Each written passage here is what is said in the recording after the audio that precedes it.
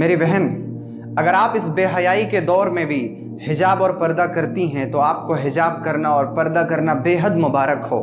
اللہ تعالیٰ آپ کے اس عمل کو قبول فرمائے۔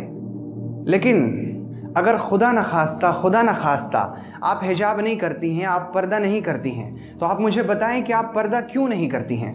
میری بہن، اگر آپ پردہ اس لیے نہیں کرتی ہیں کیونکہ آپ کو لگتا ہے کہ اگر آپ پردہ اور حجاب کریں گی تو آپ کو اچھا شوہر نہیں ملے گا، تو پھر یقین کیجئے کہ اچھا شوہر تو وہی ہے جو حجاب اور پردے کو پسند کرتا ہو۔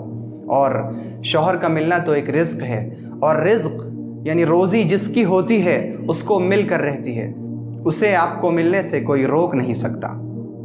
اگر آپ پردہ اس لیے نہیں کرتی ہیں کیونکہ آپ کو لگتا ہے کہ آپ جب بے پردہ ہو کر گھر سے نکلتی ہیں تو آپ کو لوگ عزت کی نظر سے دیکھتے ہیں، تو میری بہن آپ یقین کیجئے وہ آپ کو عزت اور محبت کی نظر سے نہیں دیکھتے، بلکہ وہ آپ کو ہوس کی نظر سے دیکھتے ہیں۔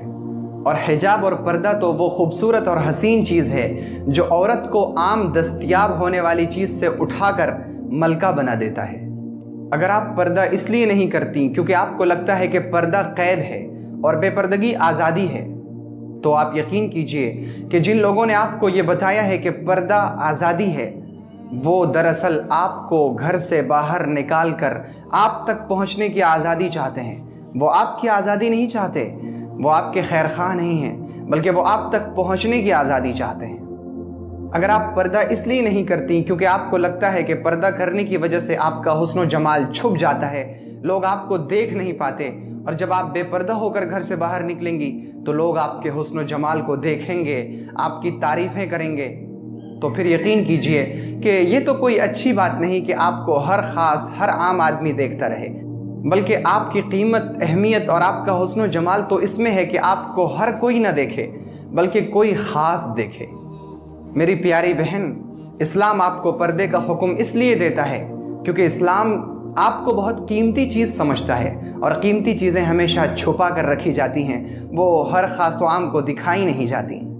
اور آپ کو تو معلوم ہے کہ نبی پاک صلی اللہ علیہ وآلہ وسلم نے فرمایا ہے کہ بہت سی عورتیں جو کپڑے پہن کر بھی ننگی رہتی ہیں، اور وہ اس طرح کہ ان کا کپڑا اس قدر باریک ہوتا ہے کہ بدن اس سے نظر آتا ہے، یا پھر وہ کپڑا اس قدر چھوٹا ہوتا ہے کہ وہ پورے بدن کو ڈھانک بھی نہیں سکتا۔ وہ عورتیں خود بھی گمراہ ہوتی ہیں اور اپنا جسم دکھا کر دوسروں کو بھی گمراہ کر رہی ہوتی ہیں۔ ایسی عورتیں جنت میں کبھی داخل نہیں ہوں گی اور نہ ہی جنت کی خوشبو پا سکیں گی۔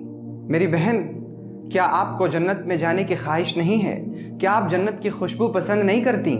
اگر آپ جنت کی خوشبو پسند کرتی ہیں، اس کی خوشبو کو سونگھنا چاہتی ہیں، جنت میں داخل ہونا چاہتی ہیں، تو پھر آپ کو پردے میں رہنا ہوگا۔ اور میں اللہ تعالیٰ سے دعا کرتا ہوں کہ اللہ تعالیٰ آپ کو پردے کا پابند بنائے اور اپنے حکموں پر چلنے کی توفیق عطا فرمائے۔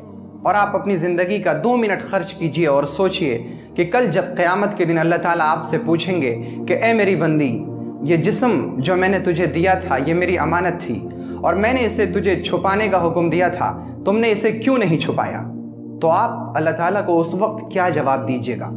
کیا اللہ تعالیٰ کے سامنے اس وقت آپ کا یہ بہانہ کام آئے گا کہ اے اللہ، میں پردہ اس لیے نہیں کرتی تھی کیونکہ یہ میری مجبوری تھی، میرے خاندان میں پردے کا رواج نہیں تھا، ہمارے خاندان کے لوگ ایسے تھے اور ویسے تھے، اس لیے میں پردہ نہیں کر سکی؟ کیا آپ اللہ کو یہ جواب دے کر چھٹکارا حاصل کر لیجئے گا؟ کیا آپ کو خاندانی رواج اور نفس کی مجبوریاں قبر اور جہنم کے عذاب سے بچا سکیں گی؟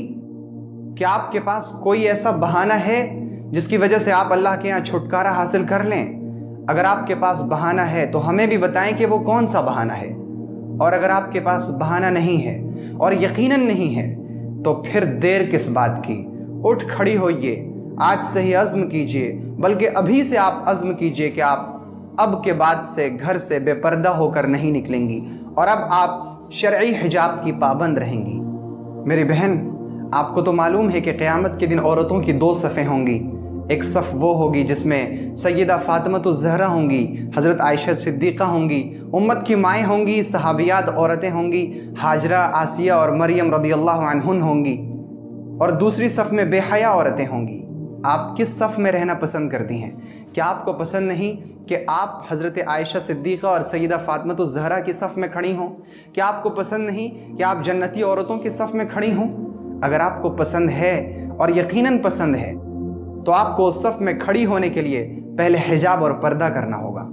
और याद रखिएगा कि आप इस दुनिया में चंद दिनों के मेहमान हैं।